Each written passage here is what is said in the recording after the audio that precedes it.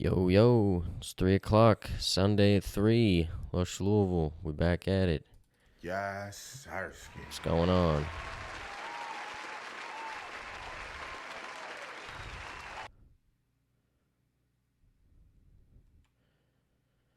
My poor sound effects app. Oh, well.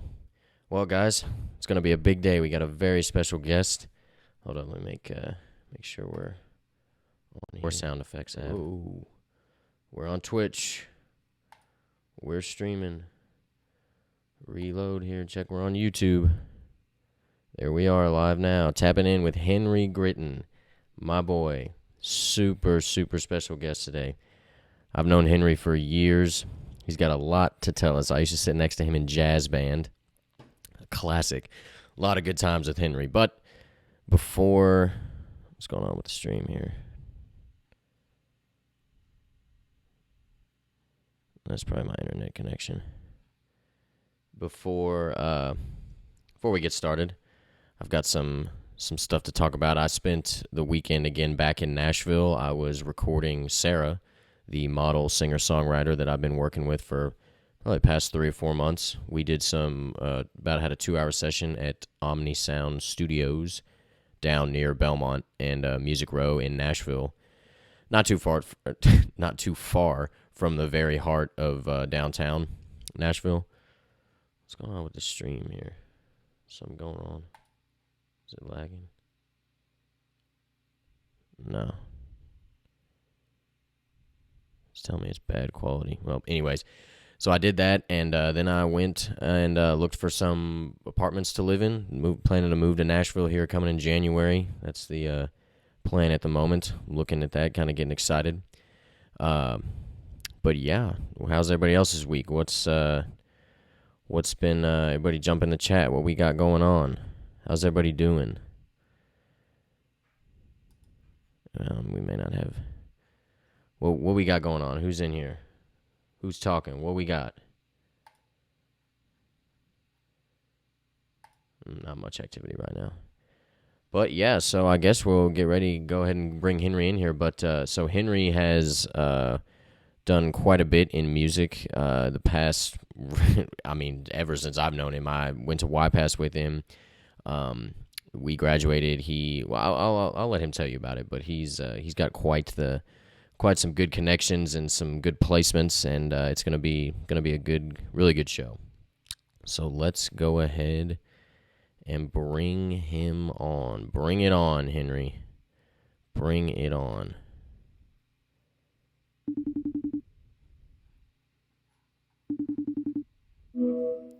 Yo, yo, yo.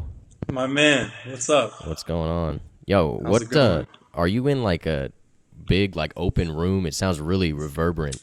I'm in my apartment. We don't have a lot of furniture in here yet. Is it too much? I can go to No. It's cool. It sounds cool. Because when I first called you, I was like, what the heck? No, that's awesome, dude. How you doing? What's going on? I'm great, bro. How are you? Thanks for having me, man. Dude, Appreciate absolutely. it. I'm so glad we could do this, bro. It's gonna be Me too. A classic It's been episode. too long. So yeah, all right, bro. So tell us a little bit about yourself, Henry. What's your background in Louisville? You know, where'd you grow up, All right. and like where'd you go to school here in Louisville? My name is Henry Gritton. I'm a saxophone player, keyboard player, producer. From Louisville. Grew up in Louisville. Very proud to be from Louisville. I went to Brandeis Elementary, Mazik Middle School, Manual High School, also YPass, Performing Arts School for high school. I love going to school in Louisville, you know what I mean? So it was a great place to grow up. I met a lot of really, really creative people, a lot of really artistic people, and then got a lot of inspiration from the city. So. Sweet, man. That's awesome. So YPass, Performing Arts School for high school. Okay, now, so after what's going on after? Well, let's talk a little bit about YPass. What Sure. You were into all that jazz music as Mr. Gregory said. Tell us about the jazz, Henry. Give us the jazz rundown. The YPass thing was a really great experience for me because it really gave me a little glimpse of what a life as a musician would be like. And I think, because Kevin and I went through this program together, for you guys that don't know that, but they really stressed technique on your instruments. So, every day we were practicing scales and arpeggios and all this stuff to make you a better musician. So every single person in that program was really demanded to perform at a really high level on their instrument. So that really gave me a leg up when I got to music school in Boston, because of all that training I had done in high school. But on top of that, YPass was pretty amazing because I got all this great classical music experience between wind ensemble and chamber music and symphonic band, and I got all this jazz education too from this great director named Mr. Essig. He was the band the jazz band director, as well as the director of the wind ensemble and symphonic band, all that kind of stuff as well. So he definitely helped me improve drastically as a jazz musician. So I was doing jazz band for 4 years at YPass. I was doing all county band, all state band, all that kind of stuff. But he taught a jazz improvisation class too, which is really awesome. I was in there with you. Yeah. So we had some good times in that class, and I learned a lot. He put us onto so much great music, and from all sorts of different genres and generations, from the 20s to the 40s to the 60s. All different sorts of styles. So I learned a ton from Mr. Essig, and I'm super thankful to have had him as a director for all those years. But one of my favorite parts of YPass was getting to do the pit orchestra. So if there's a musical theater show going on, underneath the stage are all the musicians who are playing the music for the show. So at YPass, I was able to play alto sax and tenor sax and soprano sax and bari sax sometimes in these pit orchestras. And we would do like 8 or 10 shows in a row. And it was super intense. And by the time you got to the end of it, you kind of had all the music memorized. You didn't even have to look at the music, you know what I mean? Yeah. But it was great. We did, my favorite one was doing Hairspray, which was my junior year, I think. And Hairspray is based in the 1960s. So they had a ton of, jazz music in it. And for whatever reason, they really loved sax in that musical. So I got to solo all the time, which was really, really fun. So, and that definitely made me want to perform that style of music, hopefully, as part of my career later on. So that was a really fun experience too. But all the way around, YPass was really phenomenal. I loved it. So I loved every day of it. So yeah, absolutely. Yeah, dude, I remember the jazz improv and I was only in the Shrek Pit Orchestra, but I remember that experience was. Shrek was lit too, bro. That was a fun play. A good time. And, dude. And I remember watching Hairspray too, man, because that was our junior year. It's super. It was fun too because we got to meet some of the musical theater people, right? And because I guess in these programs you're sort of stuck to your, like, I was really tight with everybody in the band, but you don't really get to hang out with the dancers or the choir people, and that was a great experience for all of us to come together and work hard on something together. You know what I mean? It's super fun. fully like collaborative process. It was a whole production, man. It was really, really cool. Literally a whole production. Yeah. So you've gone through YPass, and what happens next? Where did you go next? Well, so I always knew going into high school. Well, I'll say this: when I got to the end of high school, I really got this drive for performance. I really wanted to pursue that going into college. I was in this little band my junior and senior year of high school called Pocket Change with a bunch of my friends from high school, and it's funny. So we were friends growing up, and like we just played and jammed all the time. And we were like, oh, we should record some of this. So we wrote a couple songs and took it into the studio and recorded it. And then a couple of months later, we had a big concert, and a bunch of my friends showed up, and we played all this original music, and everyone knew the lyrics, and they knew my saxophone part. Yeah. And it was a really wild experience because that was the first time that I had performed music for an audience that wasn't like in a restaurant with jazz in the background as background music. So when I got up there and everyone was cheering for me and cheering for us, like that really solidified my career, I think, really? as a performer. I got super super hyped, bro. Hyped. It's a crazy feeling being on stage, and that was the first time I had experienced it like that. So that I don't think any performance I'll ever do will ever top that first night with them, because it was my first experience with an audience. Even if I'm selling out Madison Square Garden with some giant artist, I don't think it'll be great, but I don't know if it will compare to that very first time. You know what I mean? Oh yeah. So I sort of rode that feeling all the way through YPass, and then decided to pursue performance and saxophone playing, and arranging, composing, all this kind of stuff within music as a career. So, and Mr. Essig was super helpful to me, pushed me to look at Berkeley and apply to Berkeley, and helped me with my application and all this different stuff. And I sort of knew Berkeley was the place I wanted to go, so I applied there first, and I got in, which I was really excited about. But I wasn't super sure about it, so I went and I auditioned at a bunch of different schools. And at the end of that whole experience, I was like, dang, Berkeley really is the place. So I had to do a lot of extra work, but I'm thankful for it, because at the end of all that work, I realized that it was really the place for me. And then as soon as I got there, it was just all uphill. So, you know what I mean? It's super fun. Yeah, dude.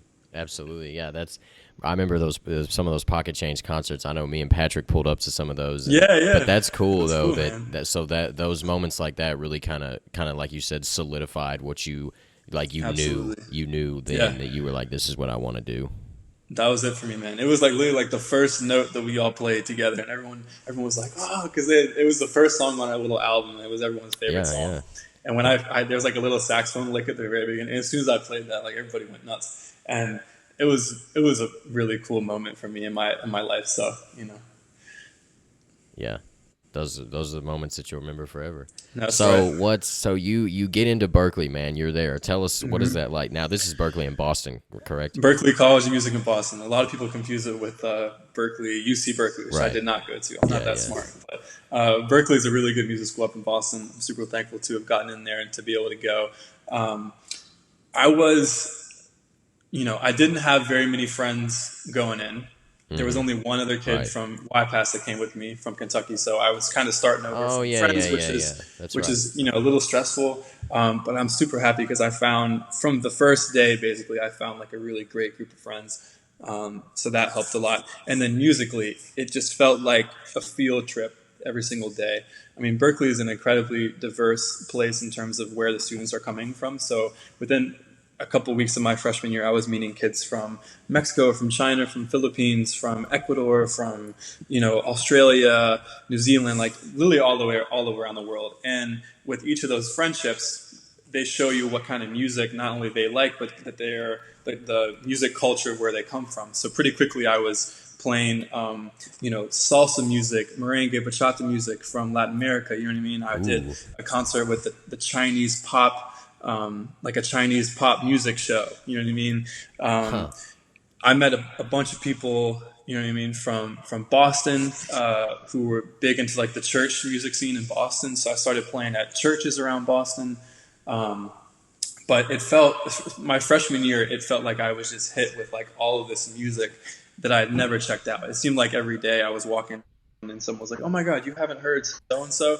So I had this whole list on my phone of like artists and albums to check out. And I just went through them one by one. And I learned so much from that. So my music taste grew exponentially. I think my skills grew a lot too, because I was able to learn about the style of music and learn how to play it. Because playing sax in a hip hop context is totally different than playing in a jazz context, which is different than playing in a salsa context, right? So I learned all the little, rules and differences in those styles of music and really how to perform them. So, and that was, of course, a multi-year journey, you know what I mean? But that was another really defining moment in my life of just like seeing how many styles are out there and how much music that I love and things that I had never checked out before, Right. So that was probably the best thing about Berkeley, was just this explorative phase, you know what I mean?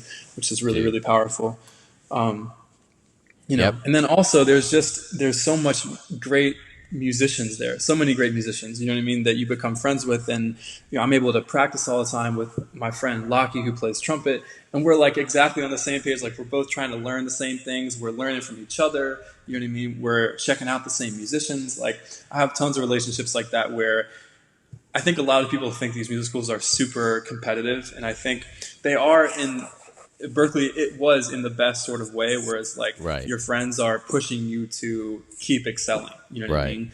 And there might have been 100 saxophone players at Berkeley when I was there, but there was 5 or 6 of us who were out practicing together. Seemed like we were getting all the I don't want to brag, but like we were on the coolest gigs at school. We were in the right communities, and we were getting called for stuff. And yes, I'm competitive with those 5 or 6 people, but I'm also great friends with them because we're always trying to uplift each other and push each other. You know what I mean? So Yeah. that is what I'm really thankful for, because that was a really, really great experience. I'm trying to replicate that here right now. I'm trying to find people to play with and to keep pushing, because the quarantine thing is tough. You know, it's just you by yourself in a room. That can get pretty old after a while. So, I mean, my favorite thing about music is the collaborative aspect of it, of being able to, practice somebody, perform with somebody else, and learn from someone else. So now's a really hard time to try to do that, but I'm still trying to make that the focus of everything. Hell yeah, man. That's awesome. Yeah, I was gonna ask you about some of those bands that you had played in. Yeah, So yeah, you said I know at one point you were. Oh, and by the way, Clay Devlin Henry is in the chat right now. All right, He Clay, said, what's up, yeah, bro? he was saying How's what's it going, up. man? Yeah, I apologize. It looks there's something. The stream is being slow. It looks like. Oh, that's okay.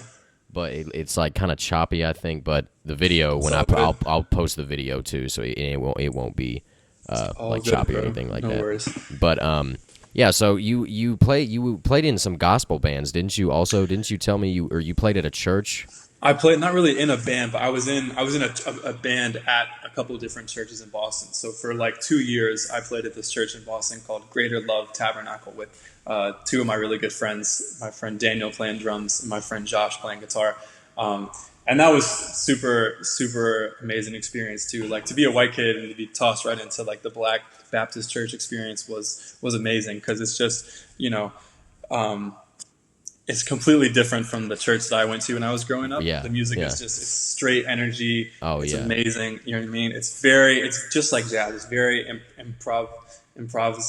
Yeah, improvisational. Exactly. So basically, like, the preacher is up there and he's giving his sermon, and the organist is behind him improvising, and the two of those things together create all the energy and the emotion. You know what I mean? So there's basically nothing scripted about that whole thing. Like, we would have songs to play and perform, and we would play the parts in those songs, but a lot of the time it was just improvising. And it's funny how many of these things in music I'm learning relate to one another. Like, there's a moment in each Baptist church service where it's called the shout section, where the congregation gets really excited and it's really fast, and basically the rhythm is boom. And that's so similar to bebop, you know what I mean? Because I'm playing, you know what I mean? It's very, very similar. So it's all coming from the same place, So, but in my experience, the musicians that grew up in church are just the most outstanding, the most disciplined, and the most experienced on their instrument, because a lot of them play bass, drums, and keyboard. So they know how those instruments work, and they know how they're supposed to fit together. But me, as a saxophone player, I learned a lot about harmony from the organists and the keyboard players, and then I learned a lot about just like playing the energy in the room from that whole situation. So that was a really fun time. So I did that sort of church thing, and then on keyboard, I played at a different church, which was much more like, they call it contemporary Christian music, like Hillsong, kind of Christian rock kind of stuff. That was great for another different reason, because when I was a freshman, I got that gig like within my first week, and it put me on a stage every week where I was having to learn music, memorize music, and perform music at a really high level for an audience. You know what I mean? So, the Malcolm Gladwell 10,000 hour rule, all those things just were helping me get to that, or I'm still on the quest to get to that level. You know what I mean? But it's all just building towards that. So, but it's so funny, because both those churches couldn't be more different from one another, and yet I learned so much from each situation. So that's cool. Yeah, man. Yeah, I like that, what you said about the shout section relating to bebop. That's interesting. Yeah, it everything's coming from the same place. You know what I mean? Right. Like, if you think about the Black church, like, it's blues. You know what I mean? It's and then jazz comes a lot from blues, so it's all the same material. You know what I mean? So. Now, what about, weren't you doing something also like with a Ariana like Grande, like a tribute band, or you did a concert? It was a tribute band. I wasn't playing for Ariana Grande, not yet. I hope to. Not yet. Okay. So Berkeley has, the coolest thing about Berkeley is we have these different music ensembles that you can join.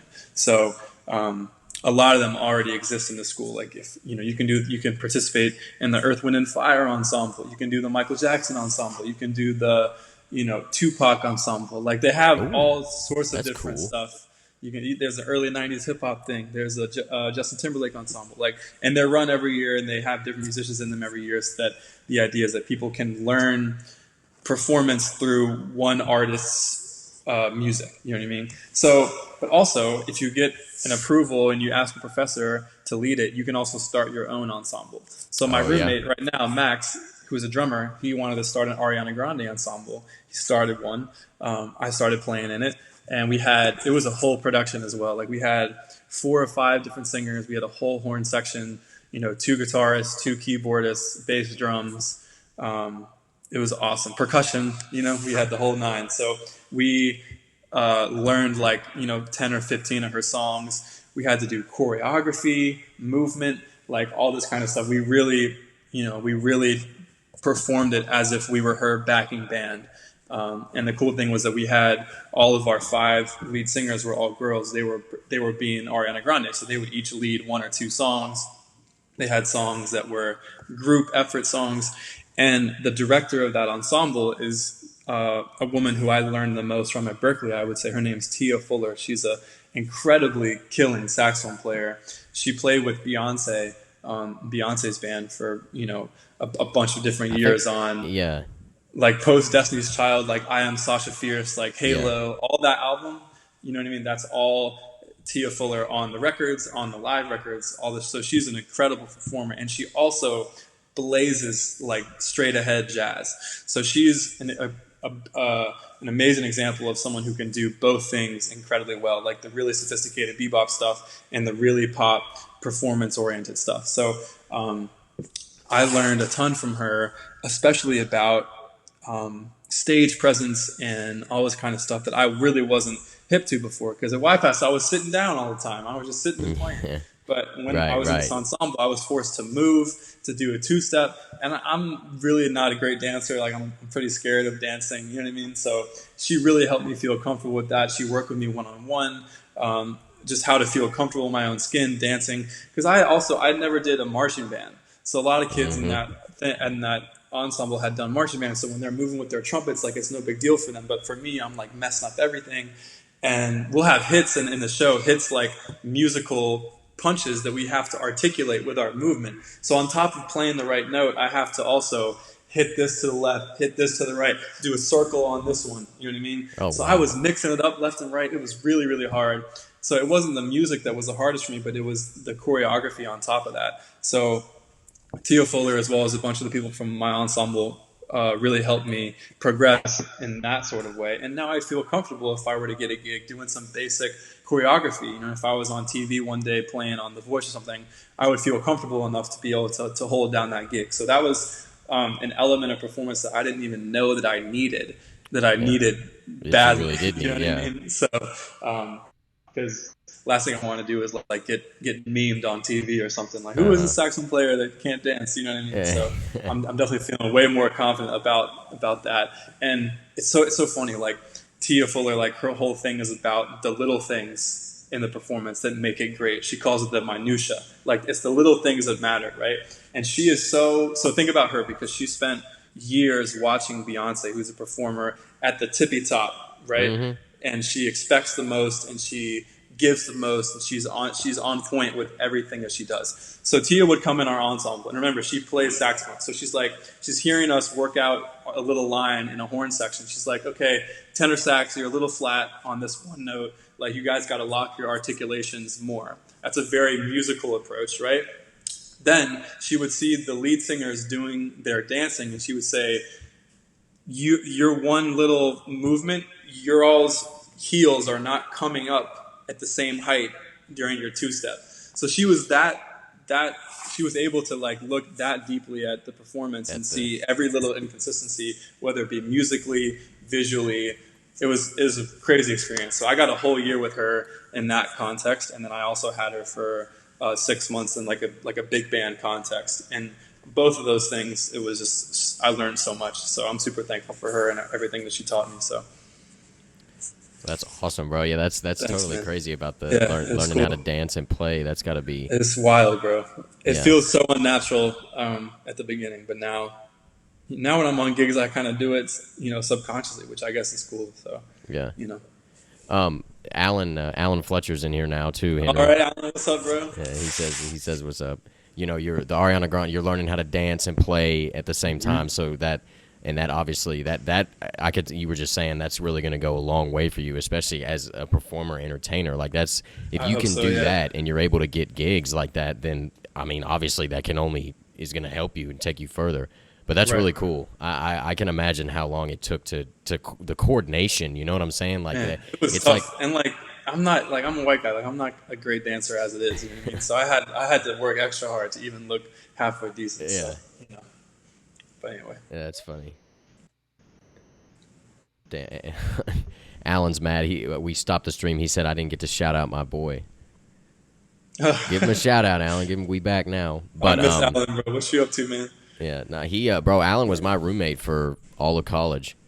I lived with him all 4 years basically. But anyways, dude. So you were saying a minute ago, you're not playing with Ariana Grande yet, but not yet, yeah. You do have some nice placements. Let's talk about Foreplay, bro. That was like right before. No, that was like freshman year of college, that right?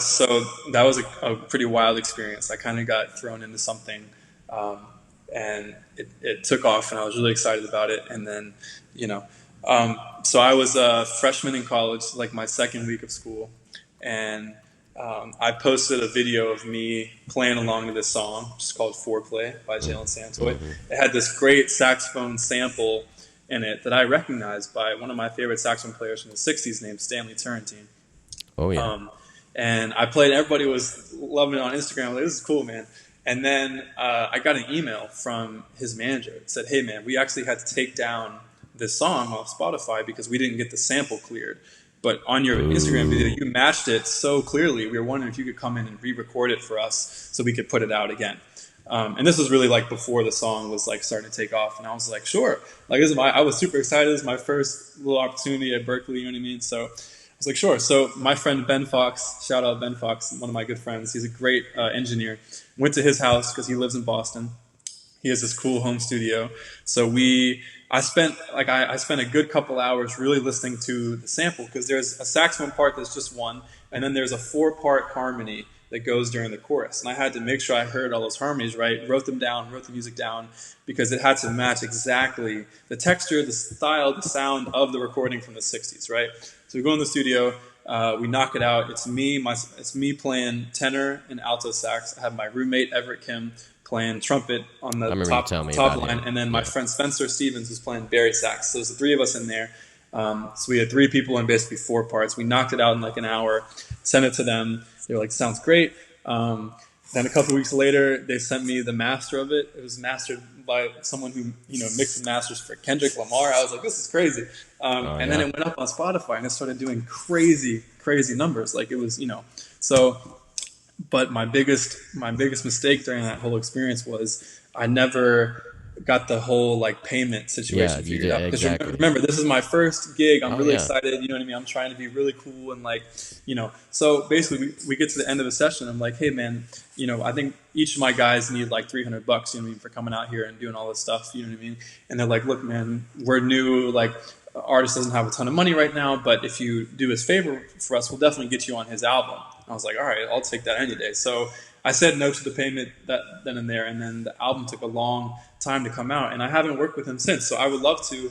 We got in the studio one time in LA a couple years ago, and we were able to I played some stuff, but none of it was actually on the record. So Foreplay is the one song that we have together, and it's his biggest hit. So something tells me he needs another song with saxophone in it. You know what I mean? Mm-hmm.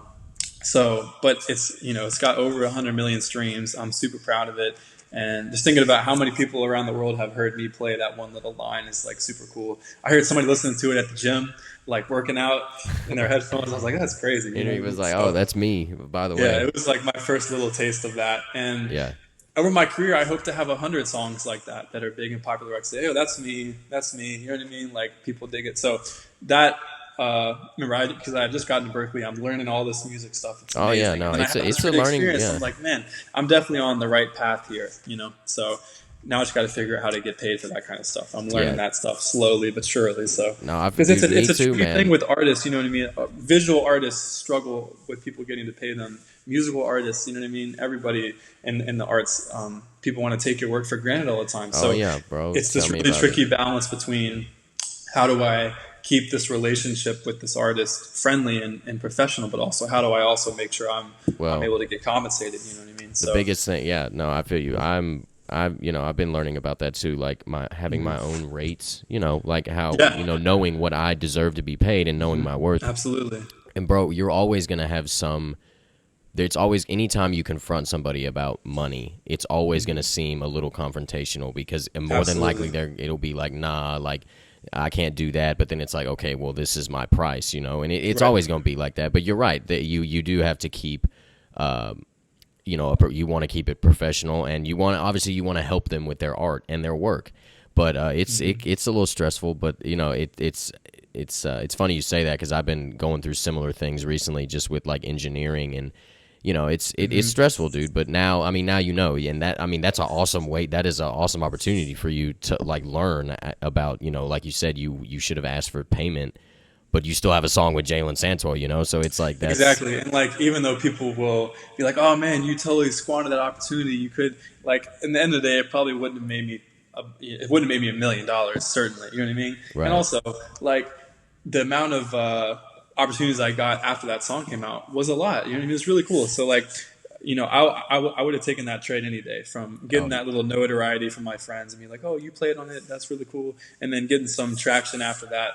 I think that was worth it. And now I know what not to do. So I'm definitely not going to make that mistake again in my career. And a lot of times people have to have one of those moments like, oh, okay, that's what not to do. And I'm glad that I got mine out of the way early on, So absolutely. That's it. You're on poor connection, bro. Sorry, I can't see your face. As long as you can still see me and hear me. I can see you. Yeah, I can hear you. All right, cool. Our connection, the streaming connection is fine. All right, cool. All right, so now, a few years down the line, well, not really a few years, like a year or so, you come in contact with, with Jack, and you're playing on some of his records. How'd that come about?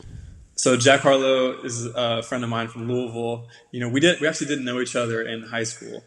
So when I got to Berkeley and I started getting more confident in my artistry and in my skills, he also started getting more popular around Louisville. So I hit him up on Instagram, I think, and I was like, hey man, I play sax, I play piano, like I'd love to work with you. And he was super responsive. He's super happy to like have some musicians around and to try to improve the musicality of his music, I think.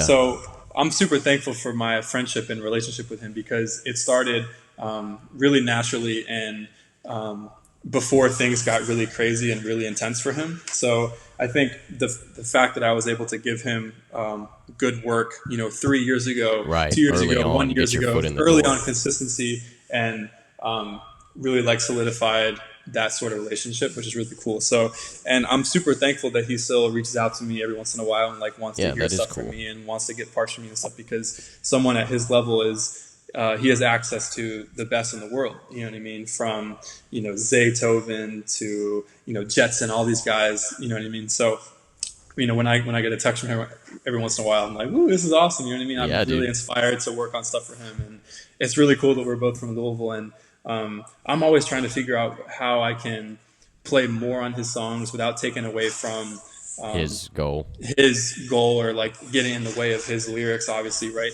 But we have 2 songs out together. The first one is called Eastern Parkway, which is a street in Louisville, if anybody's not from Louisville. I played a little bit of guitar. I'm a pretty bad guitar player, but I played a little bit of guitar. And then I played saxophone on like the outro kind of part of the song.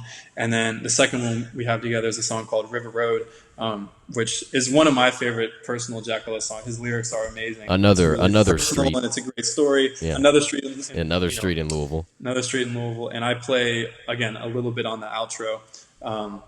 So it's really cool for me that both of the songs that I'm on with him are related to the place where we both grew up, and streets that I've been on and neighborhoods that I've grown up in is really cool. So there's that kind of Louisville element aspect to it. But I'm always trying to figure out with Jack or with any artist, like, how to commercialize the saxophone again, because music in the 60s and the 40s, like it had there was big band stuff which had 5 saxophones and 5 trombones, and then there was doo-wop stuff that had horn sections. I'm trying to figure out a way to bring that back in a different context, you know what I mean? So absolutely.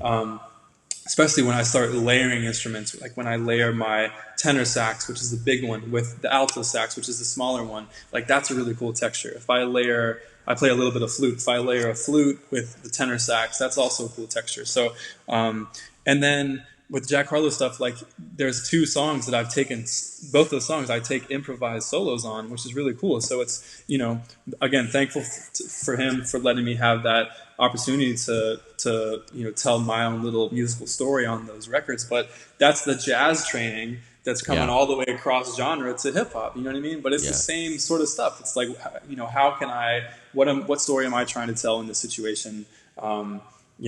So love working with him. I hope that we have more stuff coming out. Hopefully we do. So he's an incredible artist who's on the rise, obviously. So I'm super happy to be in good contact with him and have a great relationship with him. So hopefully we got more stuff. Definitely. Yeah. Now, also, weren't you one of the songs I forgot about? What about his song "Used to" on the Gazebo album? It was like, didn't you play a little bit on that too? Like it was. I didn't play on that one. It's called "Used to Be." Yeah. So that was Jack. Jack's main producer is this guy named Tufo. His name's Juan. He's a really killing producer, also from Louisville, which is really cool. He produced a lot of his first couple albums. Juan also plays a little bit of sax. So really? So that was him. That sax solo is Juan playing, which is really awesome. So and it's cool because our styles on sax are very different, but they both obviously work. You know what I mean? So anyway, yeah, that's cool, man. Wow.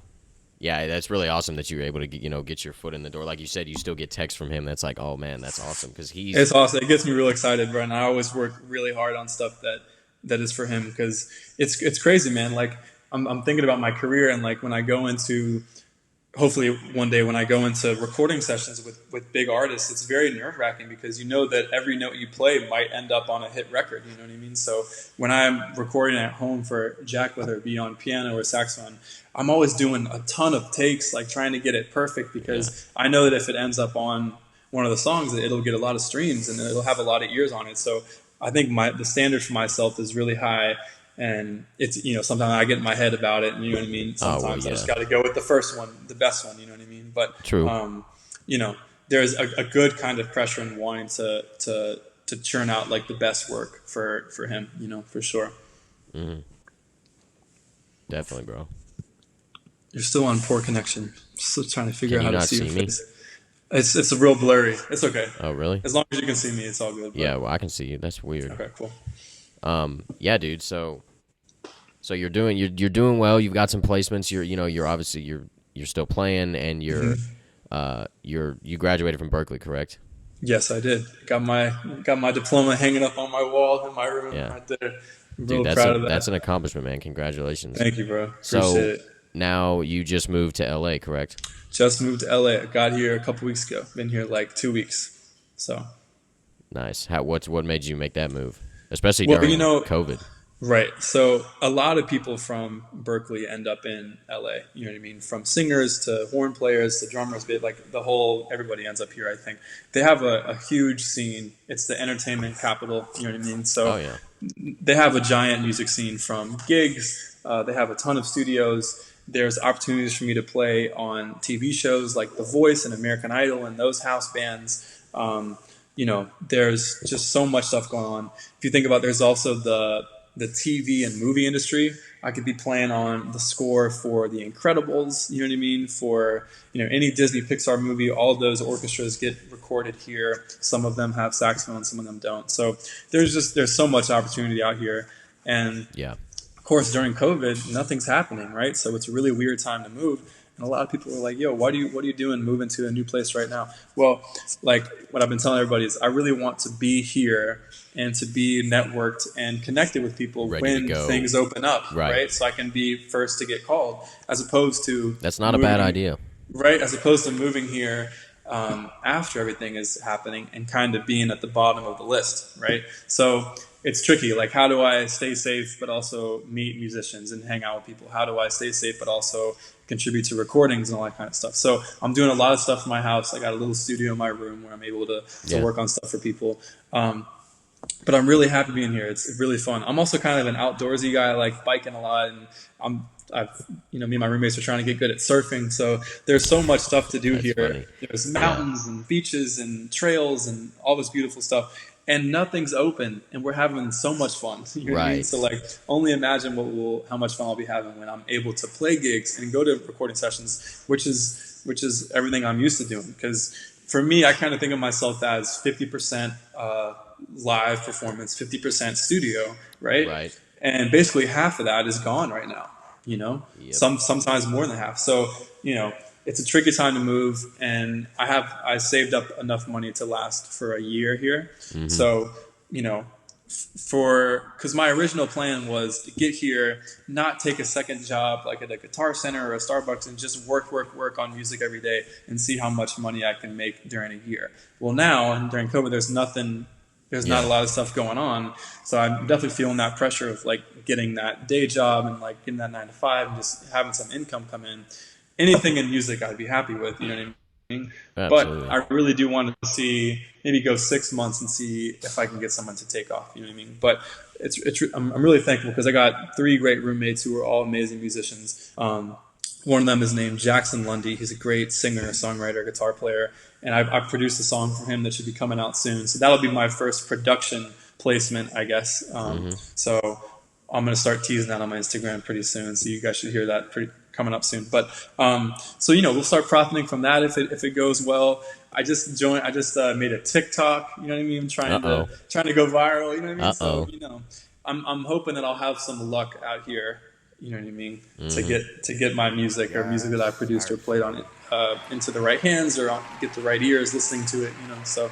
But I'm having a blast already, and like I said, there's not much going on, and I'm already having this much fun. So I'm hoping it's all uphill. So. Yeah, dude, sweet. So where in LA are you living exactly? I'm I'm a mile from USC's campus, so I'm like downtown-ish, like 10 minutes from downtown. Oh, wow. It's cool because we're right close to the highway, so we're 20 minutes from the beach, 20 minutes from Hollywood, 20 minutes from Beverly Hills, all these fun stuff. And there's tons of studios around, you know what I mean? So when I start work, Capitol Records is a place I've always wanted to record. Frank Sinatra recorded in their big studio. You know what I mean? So like just being in the same city where these things are happening is really exciting. And I know it's only a matter of time before me and my roommates all are going to be able to have those kind of opportunities. You know what I mean? Mm-hmm. So. Cool, man. So you remember Marshall Smith, Henry? Yeah, of course. He's wondering, do you have a band, or did you have a band, I guess, before you moved, that you played in regularly? Were you besides like Pocket Change or was there anybody that you were playing with? So it's funny. So at Berkeley, I did a lot of playing, not in any one particular band, but I played a lot for different artists, right? Mm-hmm. So for example, my roommate Jackson, he has a band where we all support him. So yes, I'm in Jackson's band. Okay. I was in this band called where I was supporting this guy named Brandon Diaz, who's a great singer, songwriter out here as well. That band was actually called Brandon Diaz and Soul. So I was in that band. But I did a ton of playing for different artists. We only have one cafeteria at Berkeley. And Really? Inside our cafeteria, there's this stage. And we have what's called calf shows. So every night there's someone performing there, usually with a whole band. So I played at least 20, 30 calf shows over my course at Berkeley. A lot of times playing original music from different singers. You know what I mean? So I played with a lot of girls who do R&B kind of stuff. I did a couple ones that were Latin music. You know what I mean? So I wasn't really in one solid band all the way around, all along. But I had a lot of opportunities to learn people's music and to perform with them, a lot of times on multiple occasions. But I'm super happy to be in Jackson's band, Jackson Lundy's band, because as soon as the gigs start coming back, we're going to be playing all the time. And it's myself on sax. The drummer's name is Max Nudie. He's the other roommate. And then the other roommate is named Solomon Smith. He's a great bass player. We all play for him. So we have a whole little band in our house. We have a whole little studio going on in our house. You know what I mean? We can be the backing band for anybody. So, right. Got great people to play with, great vocalists to work with. So, I'm excited for it.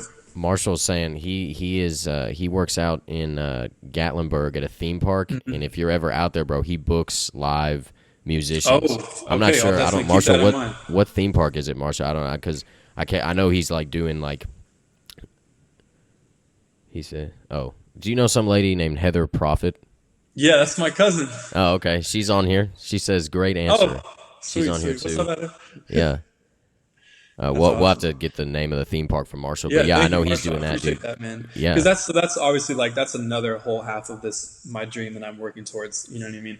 Is this traveling thing and being able to perform and tour. I've always wanted to be a touring musician. You know what I mean? Imagine I'm on the road with somebody gigantic like Justin Timberlake. You know what I mean? And Oh, you dude. fly to Sydney, Australia, and you Yeah. have the whole day to hang out in Sydney, and then at night you play for 30,000 people.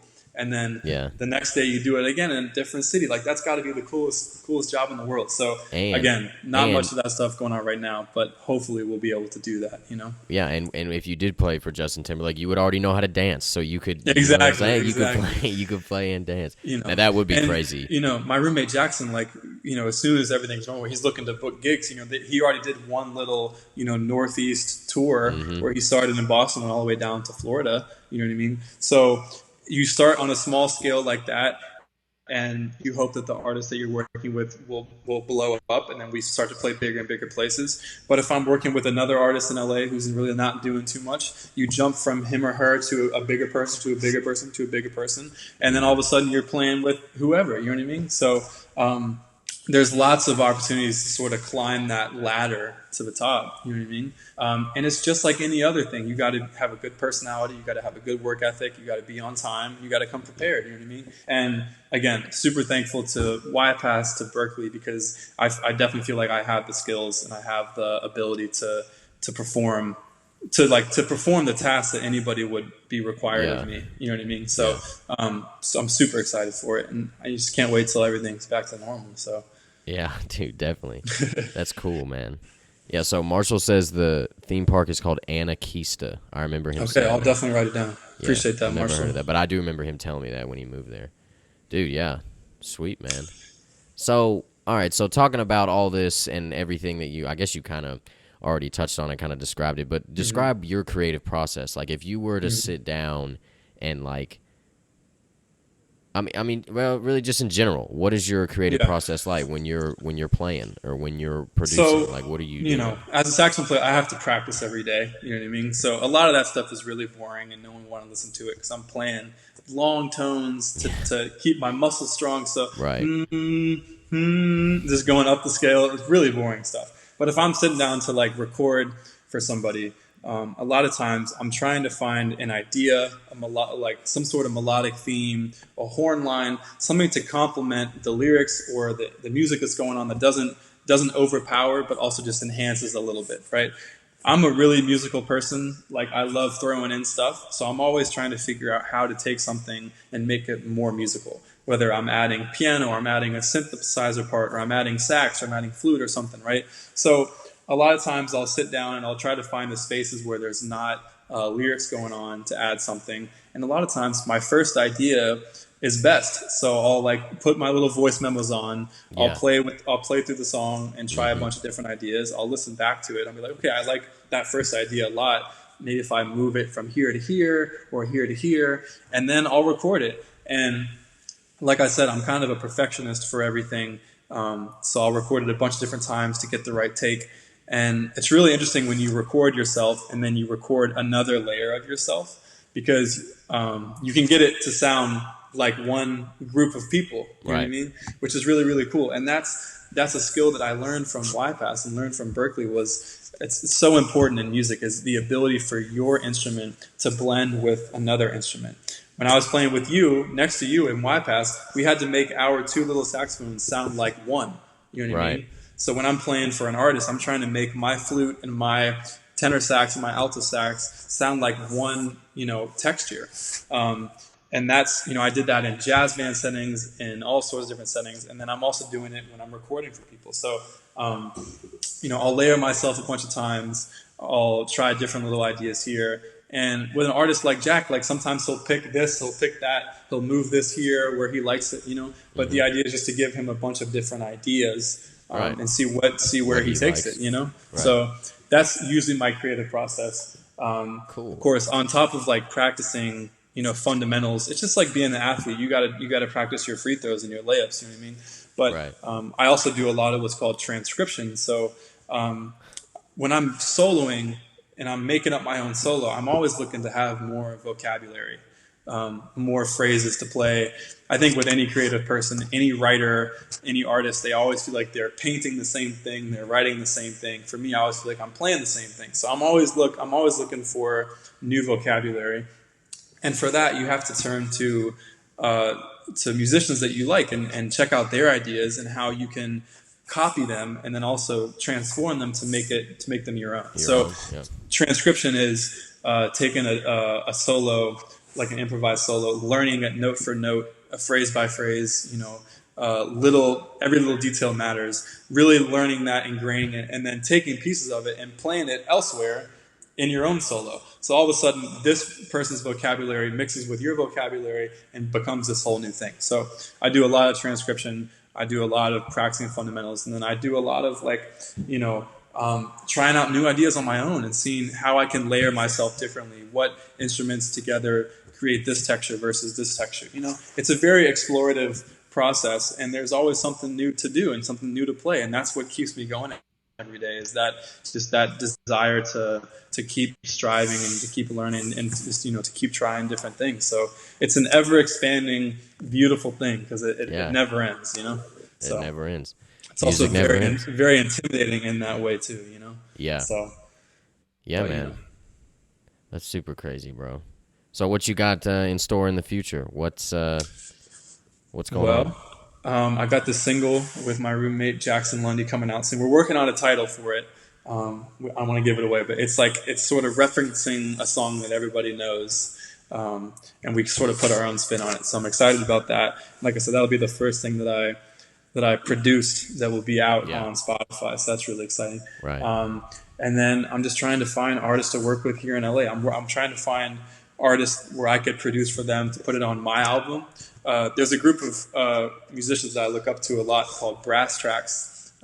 They produce for one Chance. dude's name is the one dude's name is Ivan Jackson. He's a really great trumpet player, and they have their own albums out where they produce the whole thing. They play trumpets all over the whole thing, and they get these great vocalists to come in and sing on it. And they work with people like Masego and all these really cool artists. And I would love to do something like that, like a collaborations.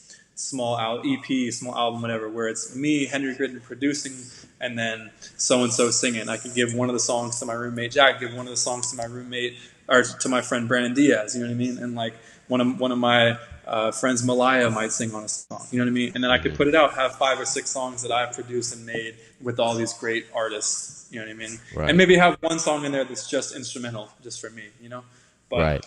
Again, it's that collaborative thing I'm really interested in, and I hope to do more of that. So that's definitely a next, 6 month kind of goal for me. You know what I mean?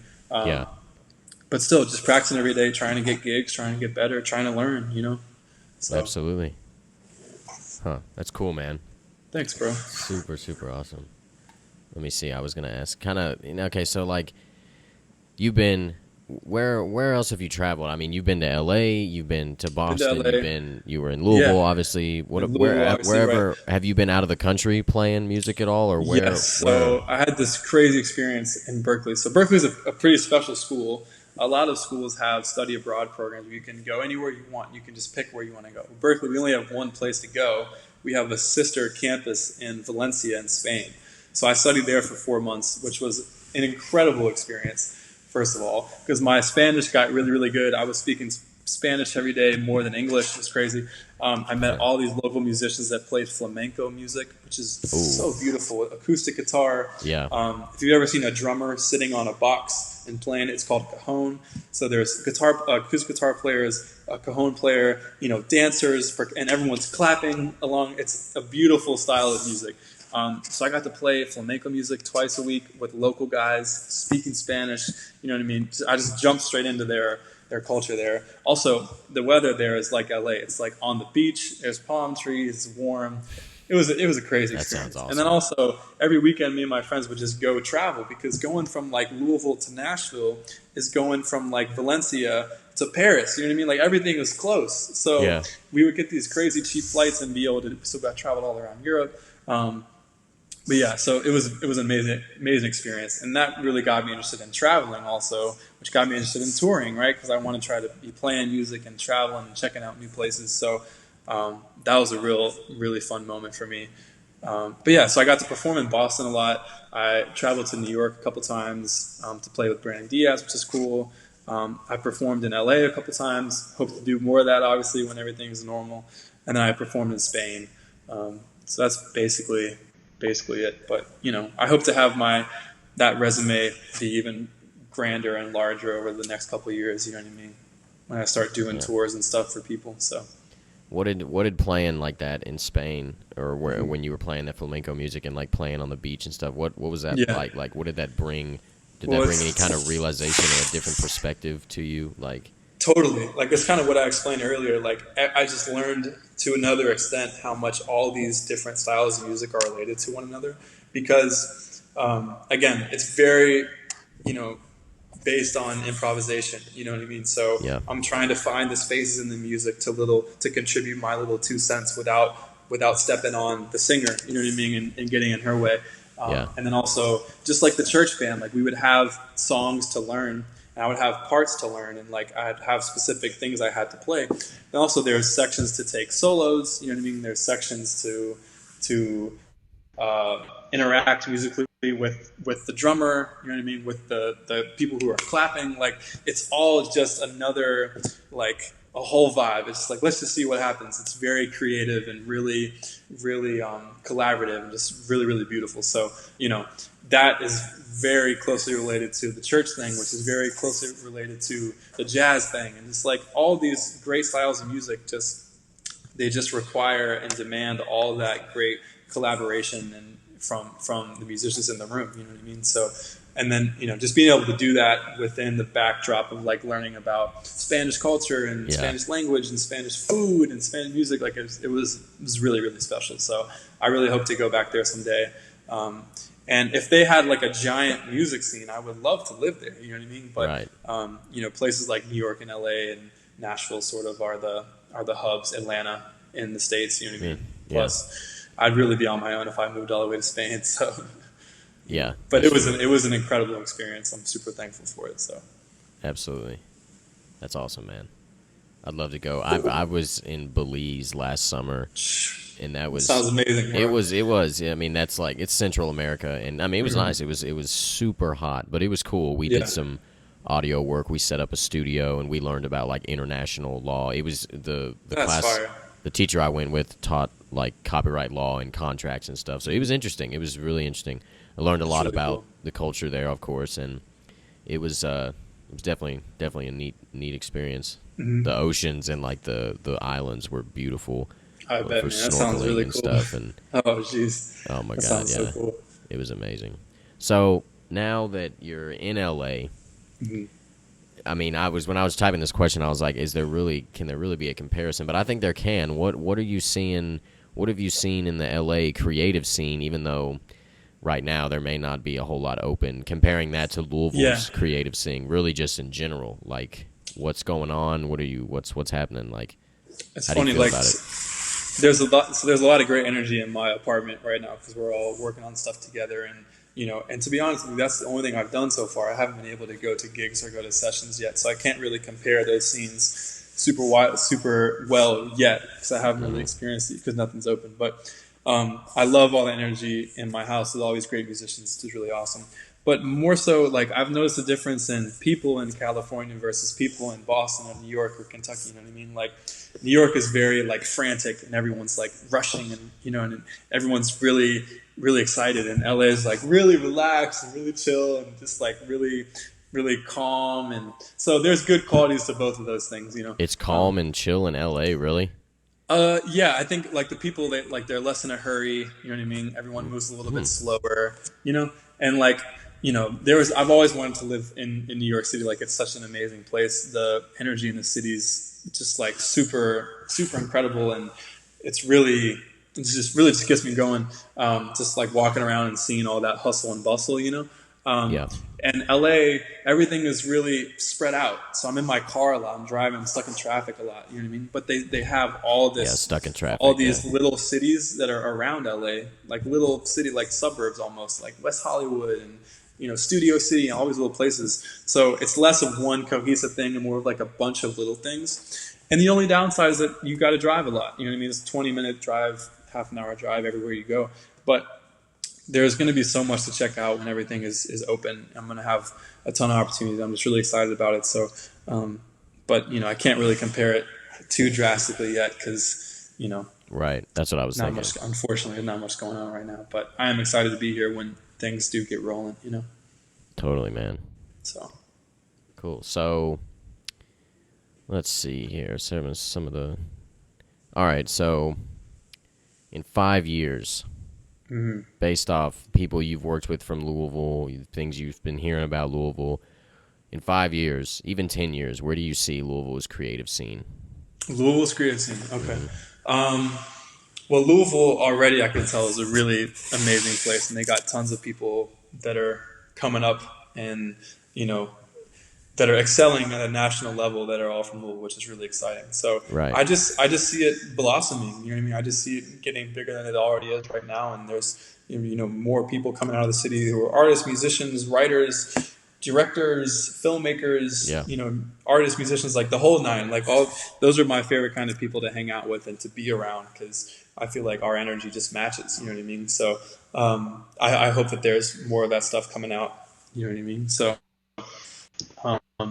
It's been an incredible place to grow up, and I feel like I was always looking for a bigger city, Definitely. to sort of climb that ladder. But I have friends who stayed in Louisville and who are excelling tremendously, and they're gigging all around Louisville, and they're playing at these incredible venues, and they're in bands, and they're on radio, and they're getting streamed. So it's like, I had this experience where I went to Boston, which is a bigger city than Louisville. And I was like, oh, this is so amazing. And then it kind of got me excited to reach for that final step, which is either in New York or in LA or whatever, right?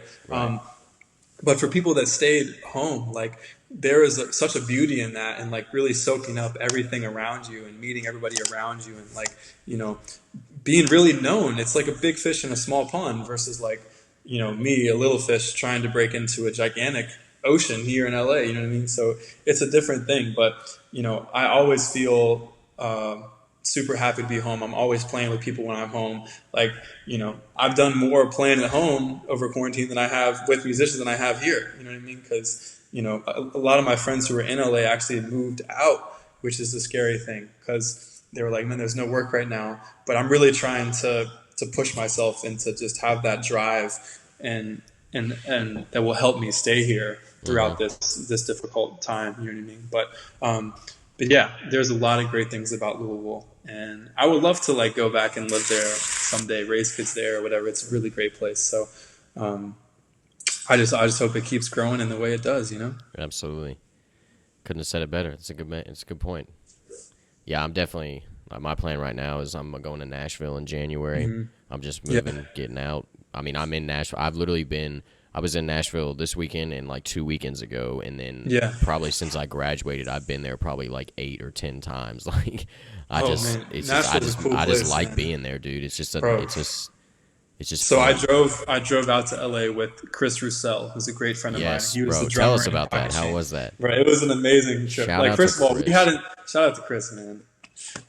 We hadn't seen each other in like probably over a year and a half, so we had a lot of catching up to do. So I drove from Louisville. I picked him up in Nashville. He showed me all around.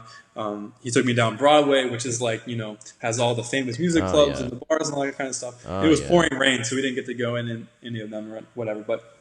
And then he took me down Music Row, which they have. It's like a regular neighborhood street, but they have all these houses that are like the foundation of the music industry. There's Sony, Columbia Warner. Records and Sony and Warner all in this one street. So that was really cool to see. And then we went to his house, man, and like Chris is living at this beautiful house with this gigantic backyard, and there's woods and there's Really? the crickets and everything just sounds so pretty. Because in Boston, I was so urban. I was right next to a highway.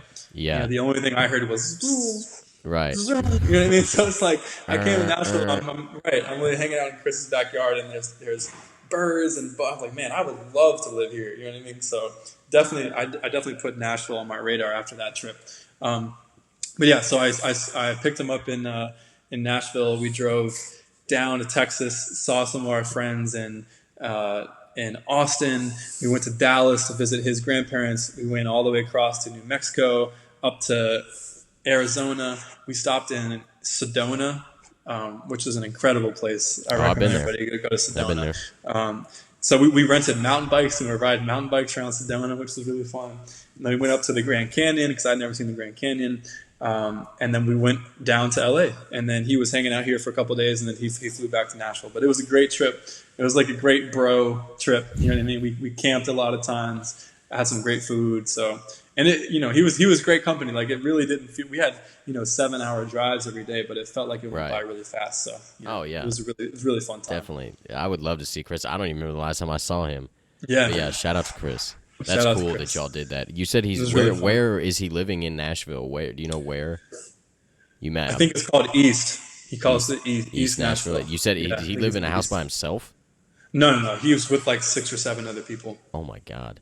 Yeah, 7. But it's a gigantic. It's like a mansion, bro.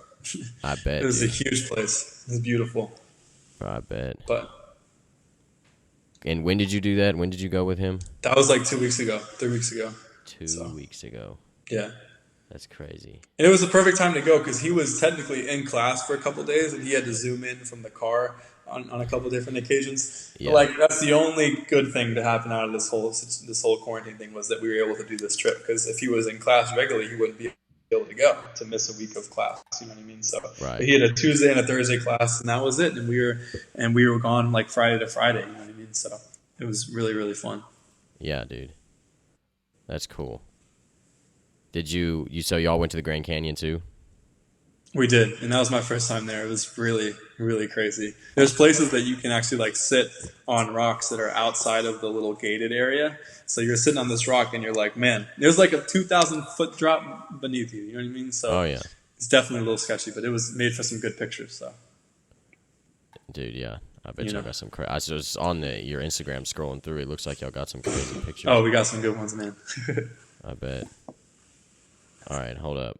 I've got a little segment here that we're gonna do. What the heck?